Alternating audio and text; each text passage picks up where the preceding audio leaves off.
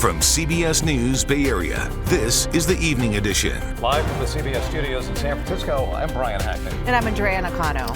A death connected to a large Sideshow in Crockett this morning. It appears a Sideshow spectator fell to their death from a freeway overpass. It happened around 3:30 this morning at San Pablo Avenue and Merchant Street, just off I-80 and the Carquinez Bridge. Dahlin talked to some of the neighbors that saw this happen.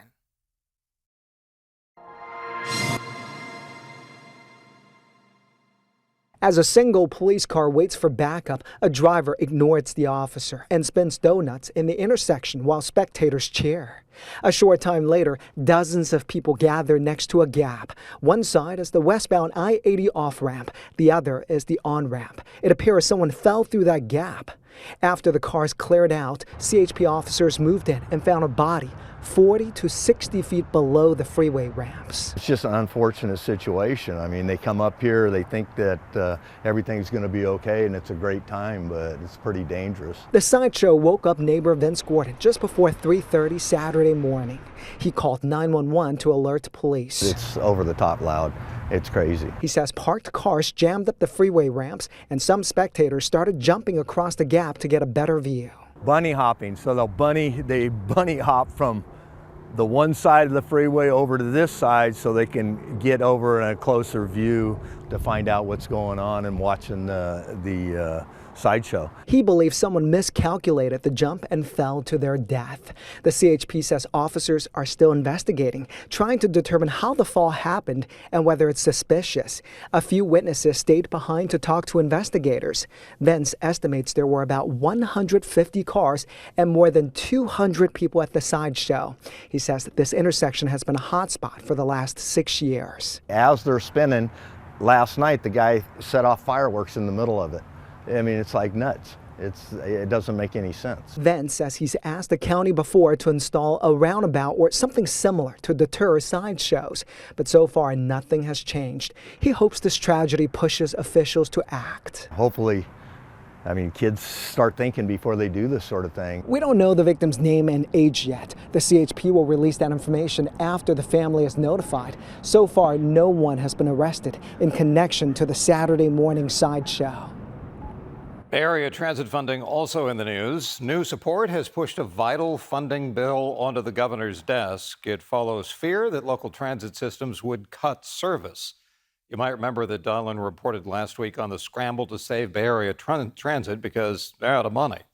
So state lawmakers want you to bail them out by ratcheting up taxes. That's thanks to state lawmaker Scott Wiener and Jesse Aragon. They drafted legislation for, what else? A regional sales tax.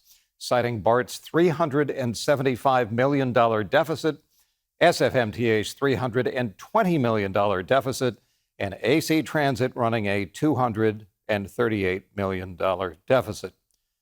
After a while, it adds up.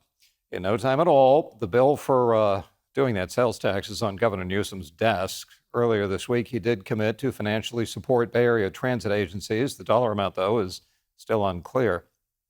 Also today, state lawmakers meeting to discuss a bill that would fund the high-speed rail. In the new deal reached between Governor Newsom and top Democrats, the state will give the project a bill, which right now, of course, is a train to nowhere, just to give the project $1 billion a year from 2030 to 2045 in order to complete a 171-mile stretch between Bakersfield and Merced. Andrea? Well, Brian, the funeral for conservative activist Charlie Kirk will be held at the State Farm Stadium in Glendale, Arizona next weekend. Kirk was shot and killed on Wednesday while speaking at a Utah college. And right now, authorities continue to put together more information about Kirk's alleged assassin. Utah Governor Spencer Cox says the 22-year-old suspect had become more political in recent years. Kenny Choi takes a look at the rise in political violence.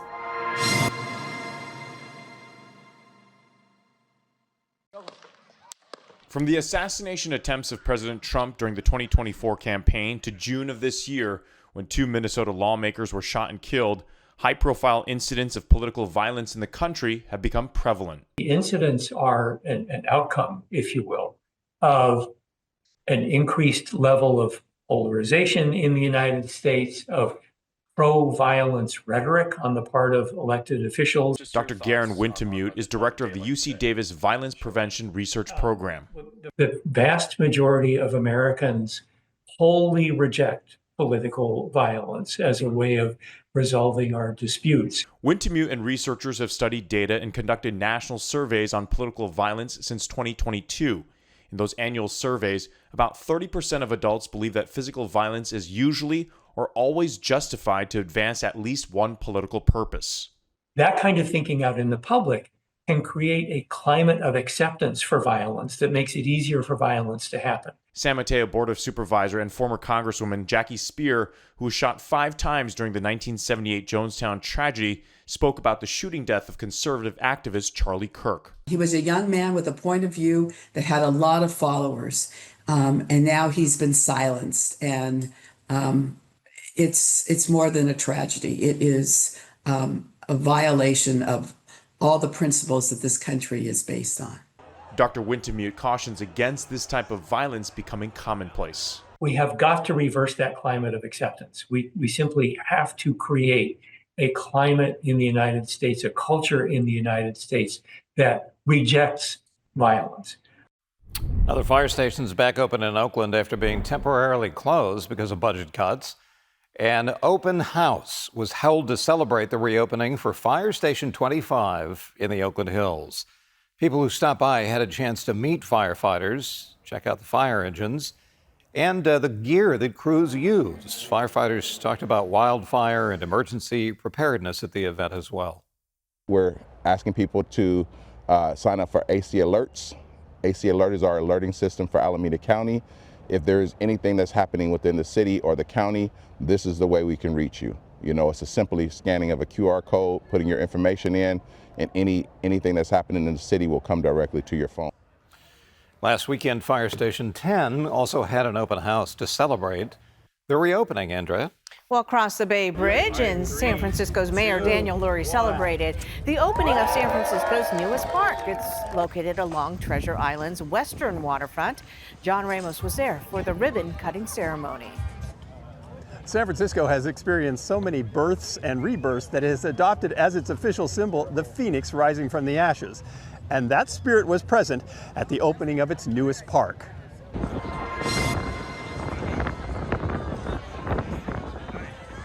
Ever since they created Treasure Island, it feels like its fortunes have been buffeted by the winds of change. And Rose Lowe, who lives right next door on Yerba Buena Island, says the new Cityside Park is just the latest example of that. The view is just spectacular, and this is the perfect place to put it because it's not obstructed by anything. You have a clear view, get to see the whole city, you get to see the Golden Gate. You've got the wind that we love. It's a perfect place. The day may have started out with typical gray skies, but the history of Treasure Island began in black and white with the newsreels from 1939. In historic San Francisco Bay is an inspiring tribute to the achievements of our time. Here is a dream come true. The entire island was created with fill dirt to house the San Francisco World's Fair. It was considered a wonder in its time, and Morton Beebe remembers being in awe when he visited it as a young child. Well, I remembered because as a kid, about the age of 6, I was here on Treasure Island with my family, and I can remember coming down the drive here and looking over here at this incredible, Treasure Island was a beautiful thing. So I remember in 38 and 39 walking about this area, and it's wonderful to come back and see it back alive again. Shortly after the fair closed, World War II began, and the Navy took the land over as a planning base for the Pacific Theater. After that, it sat for decades with no real purpose in mind. Are you surprised that it sat empty for so long? Well, yeah, I know it's an awful lot of politics went into it.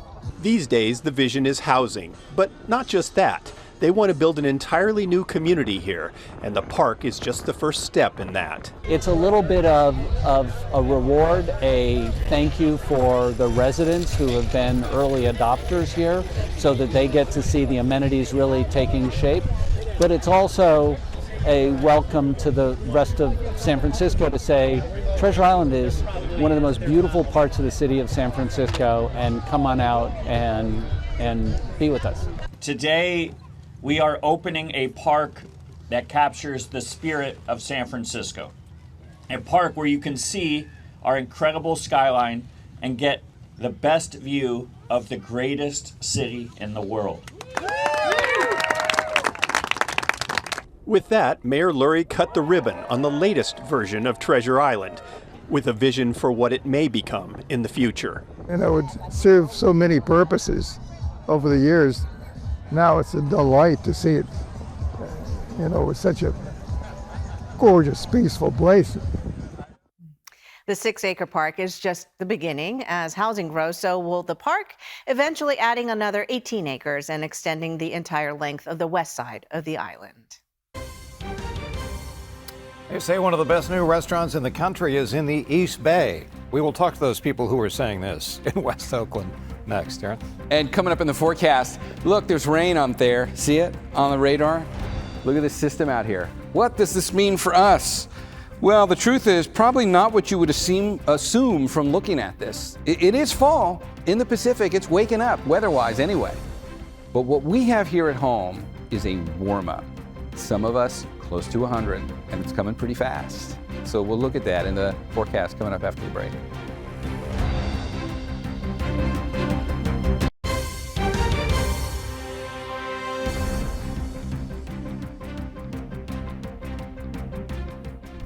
Well, that cleared out nicely, didn't it? Everybody ended up in sunshine today. You can see it from that live shot. You're seeing it on the last few hours of high-resolution satellite. The marine layer was pretty good this morning. Actually managed to get into the Tri-Valley. You can see that's a little puddle of gray that's filling in over there. But it melted back and it kind of took its sweet time, but really by the time we got to the early afternoon, it was sunshine for all. All right, we got a warm-up coming. So let's put this into detail in terms of what to expect tomorrow. This is Sunday. So Sunday's numbers end up being a little bit warmer than you were today. You got to warm up just a bit. San Francisco, your numbers could go to the mid-70s tomorrow. That's usually your threshold. When you notice a warm up, if you take a look at the inland East Bay, you'll be sitting in the upper 80s, but that's average. And the Santa Clara Valley will also be pretty much average for the daytime highs tomorrow. All right, here's where we play that game, where we keep an eye on the map. I'm going to hit a button just to visualize the color contour on here. How different is Monday? That different. And now you really need the numbers on there to help kind of make sense of this. Monday and Tuesday, those are the days where a significant jump in temperatures is coming. And now you are nearing temperatures that will be in the low 90s for many of those warmer inland valleys. I'll get out of the way. Go ahead and pick out some of those numbers on there. Concord, you're going to 97. Livermore's 96. We're going to hit 91 in Santa Rosa, 88 in Redwood City, and the city perhaps getting up to 82. That gets people's attention. You go to 82 degrees in San Francisco. That 82 will be a more significant number than the 96 will over there, because it's about 12 degrees above average, and you haven't really acclimated. You haven't really done that yet this summer, where we've gotten well into the low 80s for daytime highs. This is coming on Monday, and taking a look at this map, that's also Tuesday. Both days are going to be the same. And then Wednesday, it will technically start cooling down. You'll see it in the 7-day forecast, but it might not cool down enough to make a huge difference, but it will be cooler. You'll see the numbers in the 7-day forecast are going to start cooling down by the time we get there. In the meantime, before we get to Monday, here's Sunday, because you will have the marine layer tomorrow morning again. So we'll wake up on Sunday morning, and it's pretty much widespread marine layer gray. And then if we melt that back to show you what it'll look like as we get into late morning and early afternoon, you've got plenty of sunshine on there for those numbers that we were looking at a second ago. Let's change our perspective just a little bit. Let's get that wide view, not only on the virtual set, but also behind me, because there's rain showing up off the coast of California. It's kind of nice to see this. That's what it looks like as you start transitioning into fall. That's what all good storms must first look like. If they're going to bring rain to California, you get that cold front that's just kind of dragging down towards the northwest corner of the state. You see it in the radar. You also see it up here in the satellite, and it just looks cool just for fun. There's the water vapor imagery to show you the system. It's not coming far enough south to get us with anything. So this is doing is putting a little bit of a hold on the Monday, Tuesday warm-up. If this thing wasn't sitting out here, we'd be talking about that warm-up for tomorrow. But this is just putting a little pause on that. It's not bringing us any rain, and it's not necessarily even bringing us very cool air, but it is buying us a day in the weekend where you don't have to go back into the mid and upper 90s yet for inland valleys. Look at the difference. Sunday, 88. Monday, 97. Tuesday, 97. Wednesday, it's better by a degree. Don't count on much difference. And then it does get better by Thursday and Friday. The numbers will come down. This will be below average again by the time we get there.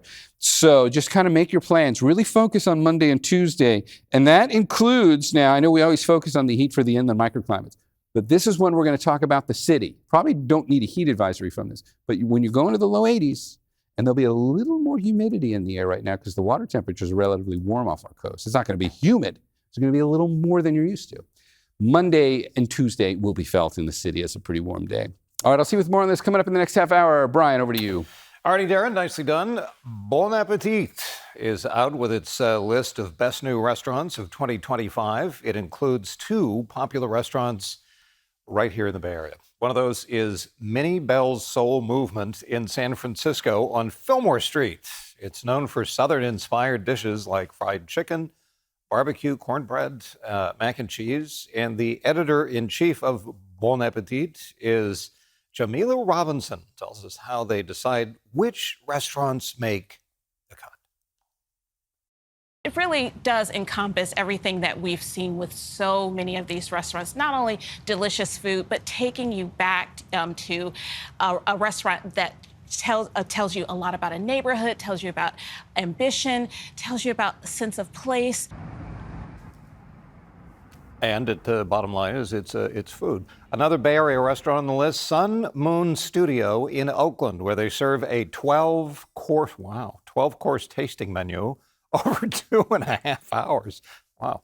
The restaurant only seats 12, I guess so. So customers looking to try it out must book at least 12 years in advance. I'm kidding. At least 6 weeks in advance. In tonight's Project Earth, when the Valkyries head to the SAP Center in San Jose early next week for the playoffs, expect all of the Valhalla, very clever, to be on hand to greet them. That includes their custom-made home court. Aren't all courts custom-made? Oh. As Juliet Goodrich shows us, this hardwood has at least one big advantage, not just for the team, but for planet Earth. When the Valkyries clinched a playoff spot in their inaugural season, let's go! Superfan Audacious Wilson was both thrilled and satisfied. That was magical. I knew from the start. I was like, no, we're going to take it and we're going to go all the way. But going all the way also means a change in venue. Due to a scheduling conflict at Chase Center in San Francisco, the first home playoff game takes place 54 miles south at the SAP Center in San Jose. But no worries, all of Valhalla will be there, including the team's state-of-the-art hardwood court. Oh, it's beautiful. The court is portable. It's made with interlocking panels that can be taken apart and reassembled like a giant jigsaw puzzle. In a secure loading dock at Chase, 36 pallets containing 400 panels were carefully loaded onto 3 trucks for the journey south. Each panel weighs about 400 pounds. We specialize in situations like this. Zach Riberty is with Connor Sports. The company's manufacturing facility in Michigan builds about 800 courts a year. The Valkyries play on their hardwood. It's built with a custom chevron pattern. As soon as we saw it, we knew it was going to be different. We knew the court was going to be special. But what makes the Connor court even more special? The number one resource we needed for us to be successful is a living, breathing product that comes from the earth. Maple trees. We realized we couldn't just go wherever we wanted to go and cut down trees from wherever we wanted to cut down trees. The company is recognized for using maple sustainably, rotating crops and forests, and using every single piece of wood in a responsible manner. The company is certified by the Rainforest Alliance. Nothing goes to waste, and we're very mindful of that, and we're also very proud. So too is Audacious. We're the Bay Area, we're about sustainability and, and being, creating, ways to improve the environment. And hopefully harvesting a big win. Go Valkyries! It takes about 4.5 hours to reassemble the court, and it is done by hand. By the way, Connor Sports also makes the official courts for the NCAA men's and women's Final Four and March Madness tournaments, as well as for the Golden State Warriors. And there's more news coming up. Investors, maybe they're the same thing, are gearing up for the Fed's decision on interest rates. We have the chair of USF's Economics Department standing by to break down recent inflation and job numbers and what they mean for you when we come back.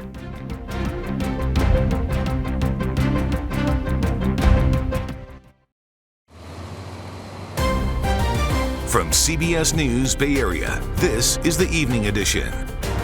Well, it's no surprise to many of us, but things are getting more expensive. According to the Bureau of Labor Statistics, prices were up 2.9% in August compared to last year. The biggest drivers for this uptick were housing and food costs. Joining us now is the chair of the Economics Department at the University of San Francisco, Jesse Antilla Hughes. Jesse, thank you for making time for us tonight. So I just said some of the numbers there. Consumer prices rose 0.4% in August, driving the annual inflation rate to 2.9%, which is the highest since January.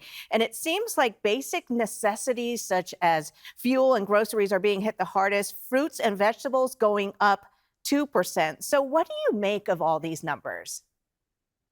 Well, the key thing that I would say is that for a while there, the US macroeconomy was looking amazingly strong. Coming out of the pandemic, we were able to evade a lot of the worst of the inflation. We came out with much higher growth than most other countries. And so in a lot of ways, our fundamentals have been strong. The changes in policies at the federal level in the past couple of months have made this very uncertain territory. And so one of the number one things that I'd say that economists in general would say is that this is entering in a new dynamic. We're not quite sure where it's going to go. It's very sensitive to things like federal policy and basic things we've long taken for granted, like the independence of the Federal Reserve. Right now, the inflation is mostly, it is not tearing outside of the domain of things we've seen in the past couple of years. But the key thing a lot of economists are worrying about, like you said, is that we're now seeing inflation in goods. For a while, we had basically zero inflation in goods for most of the 2010s, and now that's creeping up pretty high and really in the past couple of months. So families are going to start seeing these types of prices at the grocery store or, when they're buying for durable goods. So, Jesse, you just kind of touched on this, but the president's policies on immigration reform and the tariffs, how much of an impact does that have on these numbers? And is this just kind of a blip in the radar until this transition happens, or is this something that we need to be really concerned for the long haul? I would say most economists at this point think this is a long haul problem, depending on how we respond. I mean, economists in general have been pretty unanimous in being against putting tariffs on normal trade. We occasionally will do it for various types of geopolitical reasons. We'll do it sometimes to protect an infant industry, but you don't normally just apply tariffs across the board. Another major thing that has to be kind of taken for granted, and I think viewers at home will understand this, is that business planning and businesses require stability, they require certainty, and the volatility in a lot of these policies has been particularly tough. So we know that the tariffs, we were able to evade a bunch of inflation these past couple of months while Americans and business had tried to figure out what was going to happen. But now that the tariffs are starting to bind, we're going to see price increases, and we don't really see this as the kind of thing that's going to stimulate long-term growth, which is why some economists are now getting increasingly concerned that we may enter a period of stagflation sometime soon, where we have rising prices but very faltering growth.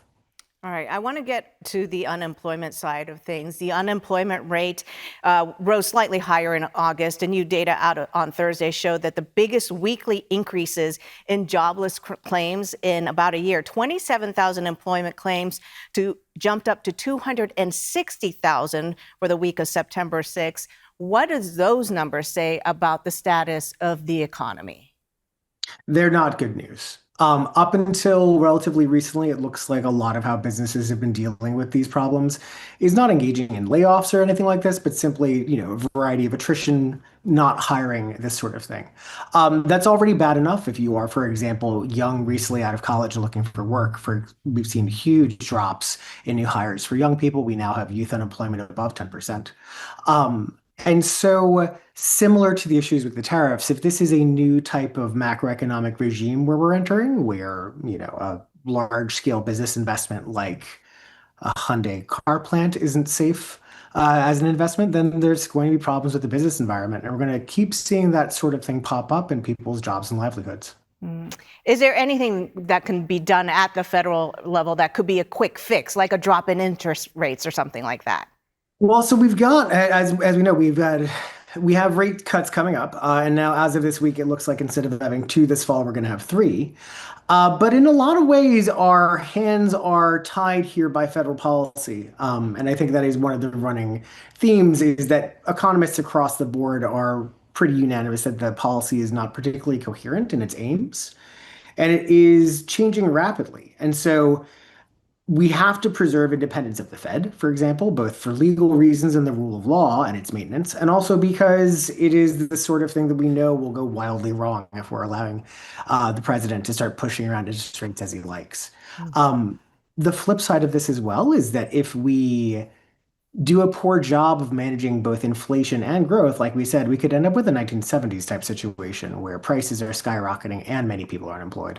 Well, that's Jesse Antilla Hughes, the chair of the economics department at University of San Francisco. Thank you so much again for making time for us. All right, Andrea, Boeing could be fined more than $3 million over widespread safety violations. The FAA said that it identified hundreds of quality system violations at Boeing's 737 factory in Renton, Washington, and a subcontractor's factory in Wichita, Kansas. The agency also said Boeing presented 2 unairworthy aircraft to the FAA for airworthiness certificates and failed to follow its quality air system. Boeing has 30 days to respond to the proposed fines. Federal Trade Commission is investigating chatbots and potential harm to children. The agency sent a letter to a number of tech giants, including Facebook parent company Meta and ChatGPT creator OpenAI, asking them to detail what steps they have taken to evaluate the safety of chatbot companions. ChatGPT had promised to make changes after a lawsuit from the family of a teenage boy who died by suicide, alleging the chatbot led to his death. Well, if the leaves are turning color, then Apple has rolled out yet another new line of iPhones and obsoleting old ones, including the new iPhone Air, the thinnest iPhone ever made. It will start at about $1,000. Meanwhile, the new iPhone 17 and 17 Pros will start at $800 and $1,100 respectively. It comes as a consumer survey finds that 9 out of 10 Americans believe that iPhones are overpriced and will be running to buy them.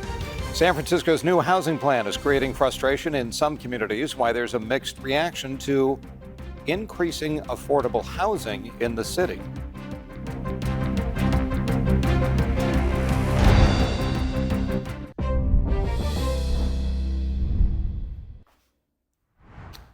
And welcome back. A major win for Mayor Daniel Lurie after San Francisco's city planning passed his rezoning plan. The mayor said the goal is to boost affordable housing across the city.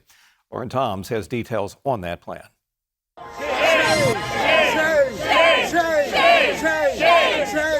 Tensions ran high on the steps of City Hall as Mayor Daniel Lurie touted his plan to drastically increase housing in San Francisco. Thank you, Mayor! Thank you, Mayor! The initiative, dubbed the Family Zoning Plan, aims to build 36,000 homes in the city's northern and western neighborhoods by allowing taller buildings near major transit corridors. The goal, to make a dent in the state's mandate for San Francisco to build more than 80,000 units by 2031. Our Family Zoning Plan makes critical updates to the zoning code, a code that has not changed in 50 years. The state has given us a clear requirement, and if we don't act, we risk losing funding and our ability to decide what gets built and where. But his plan drew boos and chants from a crowd of dozens who claim the initiative will demolish rent-controlled units. Fred Sherburne Zimmer says she was pushed out of the city into the East Bay because of affordability and says Lurie's plan will harm low-income San Franciscans. The upcoming plan could demolish large amounts of rent-controlled housing. It has almost no protections to the tenants of those units. But supporters say the goal is to preserve affordable units, replacing any rent-controlled housing that may be demolished in the process. It means more availability because more homes can finally be built across all of our neighborhoods. It means more affordability because more homes add more affordability, both through supply and also through the inclusionary homes and fees that come with that development.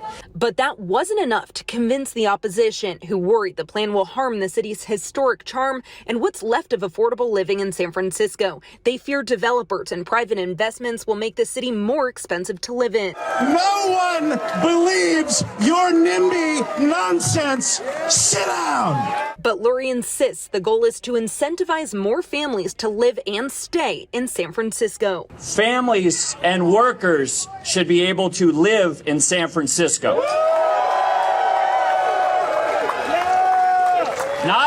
Not just visit on weekends or commute from the greater Bay Area, but live and grow and thrive here. For Fred, she's not convinced. She says she needs to see more protections for rent-controlled units so others won't be pushed out of the place she once called home. What if you evict a whole building of tenants who've lived here a long time to make that happen? Is that necessarily a good thing? We're not interchangeable humans. This is our homes. These are our families. The measure will now be taken up by the Board of Supervisors. Andrea? Brian, California is one step away from banning law enforcement from wearing masks and requiring they have clear identification. The two bills have passed the legislature and are now waiting for Governor Newsom's signature. They were written in direct response to ICE agents wearing masks during immigration raids. And San Jose is also one step closer to banning law enforcement from wearing masks in the city. Earlier this week, the City Council's Rules Committee voted to send the ban to the full council for a vote. ICE has the responsibility of enforcing our immigration laws, but that does not and should not require that they violate anyone's constitutional rights. The bill makes some exceptions for SWAT teams and undercover assignments, and it would not apply to the CHP. But police associations say it goes too far, and local officers are being punished for a federal fight. Officers that are out there working hard every day to protect their communities, they're not wearing masks. This is about the feds and not about the locals. And we're unfortunately being put in the middle. The ordinance would also require officers to wear clear identification. Darren? Okay, all eyes are on early this next coming week. Monday and Tuesday, we're going back up to near 100. It's going to be in the low 80s in the city on Monday, and we might camp out here for a while. Monday and Tuesday are the hottest, but it doesn't necessarily improve a whole lot. I'll show you what the numbers look like for that week. Plus, you still have Sunday. We'll talk about that one first. Forecast coming up next.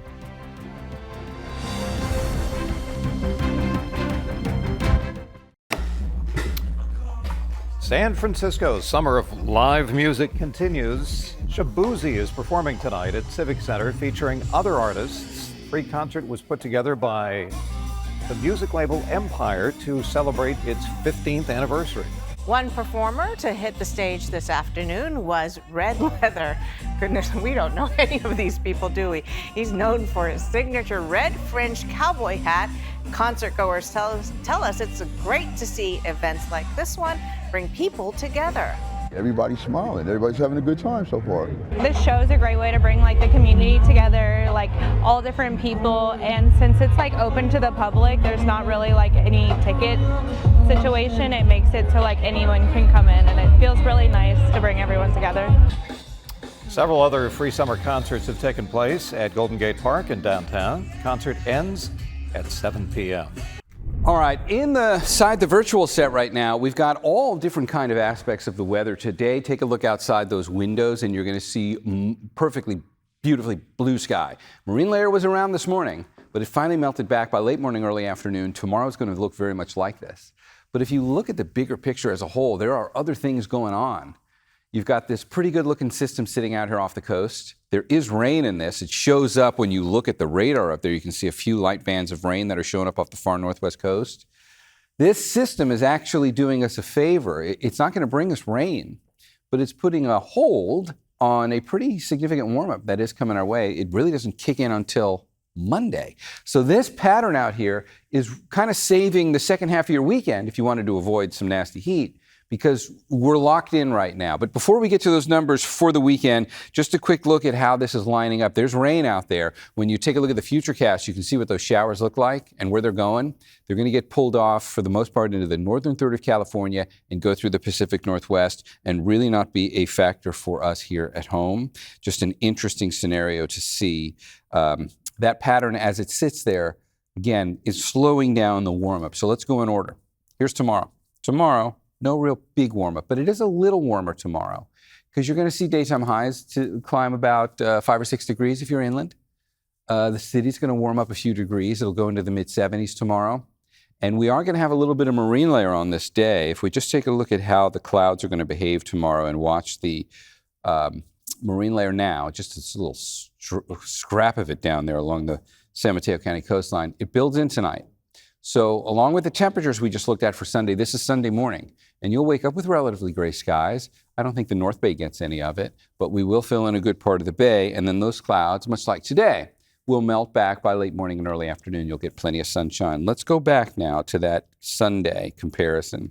If we're taking a look at what the temperature profile looks like on here for Sunday, and if we clear that out and just show you how the colors are going to change going into Monday, you're going to see a really different view.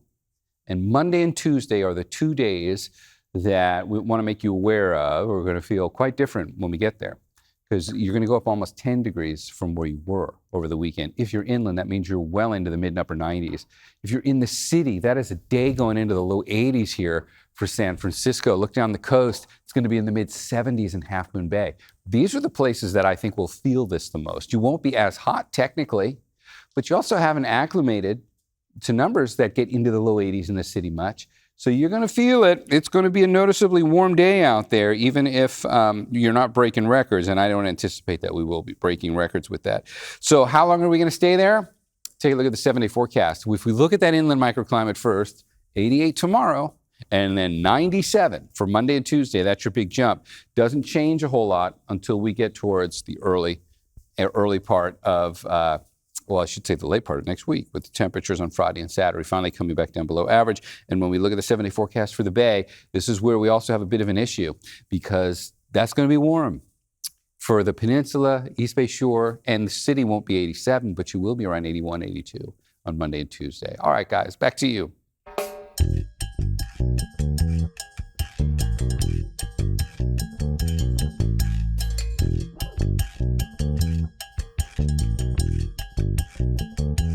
Well, as we prepare to celebrate Hispanic Heritage Month here at CBS Bay Area, we are shining a spotlight on lowrider culture. And when you're cruising in a lowrider, as you know, you need some music, right? And Lori Ayub introduced us to the local musician who donated his talent to create the anthem of the Lowrider Parade. It's the sound of his ancestors and the beat that keeps him moving. Frankie Ray Navarro is a passionate Latino musician born and raised in San Francisco's Mission District. As he prepares for the King of the Streets Lowrider Parade, he says he's grateful to have produced this year's theme song. As a Mission Street born person, I'm here and I'm so glad to represent the parade and the lowrider community for the simple fact that they deserve to be recognized in the Mission because they've been here a long time. Frankie hails from a family of artists. As he walks the streets of the Mission with his song, he says his parents inspired his creativity. The salsa came from my parents' side because when I was a little kid, I do recall at 3 years old, in my crib, like this, moving to the music. Stirring up emotions tied to memories of his years hustling to be recognized as an artist, Frankie, who is still very close to his father, says he fought long and hard for his music to be heard. It's not easy to be a musician in the Mission District. I cry because I have struggled a lot in music. But the struggles never stopped him. As he reflects on his younger years at St. Anthony's School, he says he was always surrounded by talent and passion in the mission. I'm not the only musician, okay? There's tons of musicians that could do great arrangements and great writing. They're here, but you got to go find them. But Frankie is grateful to share his original arrangements just in time for the Lowrider Parade. And we'll continue to bring you stories at the heart of lowrider culture, all leading up to our coverage of San Francisco's Lowrider Parade. It's a historic event, the first time a lowrider parade has been televised start to finish. You can join us next Saturday, September 20th. Coverage begins at 1 in the afternoon. For now, thanks for watching, and we'll be back here on the broadcast side. You remember the broadcast side at 11 o'clock tonight. Until then, the news continues streaming on CBS News Bay Area. Good night.